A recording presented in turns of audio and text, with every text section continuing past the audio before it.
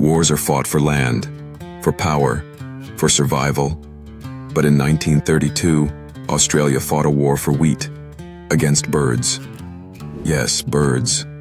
Not crows or pigeons, but emus. Giant, flightless birds taller than most men, faster than horses, and as stubborn as soldiers. What followed is one of the strangest, most unbelievable stories in military history. The Great Emu War. A war where the army had machine guns, and still lost. The story begins after World War I. Thousands of Australian soldiers returned home, and the government encouraged them to farm in the wide lands of Western Australia. But farming wasn't easy.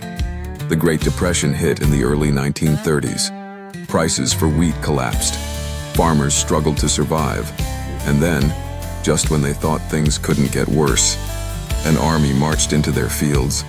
But this wasn't an army of men. It was an army of emus. Each year, tens of thousands of emus migrated inland after breeding season. Normally, they stayed away from farmland. But in 1932, something changed. Around 20,000 emus stormed into the wheat fields of Western Australia. They trampled fences, destroyed crops, and made farming impossible. For desperate farmers, this was no small nuisance. It was an invasion, and their survival was at stake. The farmers begged the government for help, and the government listened. The Minister of Defense agreed to send soldiers, not just with rifles but with Lewis machine guns, the same kind used in the First World War. Farmers believed salvation had arrived. Major G.P.W. Meredith, a decorated soldier, led the operation. The mission was clear: destroy the emus, save the wheat. But no one knew they were about to fight one of the strangest wars in history. On November 2, 1932, the soldiers spotted a flock of 1,000 emus near Campion. They set up their machine guns, aimed carefully, and opened fire. But the birds didn't fall like soldiers on a battlefield.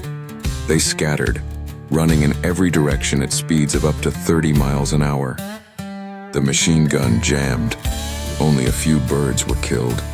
The rest vanished into the scrub, as if mocking their enemies. It was a disaster, and it was only the beginning. Days later, the soldiers tried again. This time, they ambushed a group of 50 emus near a dam. The birds scattered into the bushes before the soldiers could take aim. Time after time, the army fired thousands of rounds, yet only a handful of birds fell. The emus seemed invincible. Major Meredith admitted, "If we had a military division with the bullet-carrying capacity of these birds, we could face any army in the world."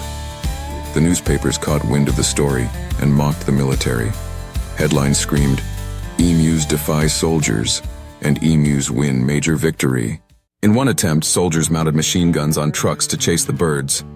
But the land was rough, the ride too bumpy, and the emus simply outran the vehicles. The gunners couldn't aim properly. The soldiers were exhausted, humiliated, and laughed at across the nation. By December, after firing more than 9,000 rounds of ammunition, only a few hundred emus had been killed. Thousands more remained. The government called off the mission. Officially, the war was over. The emus had won.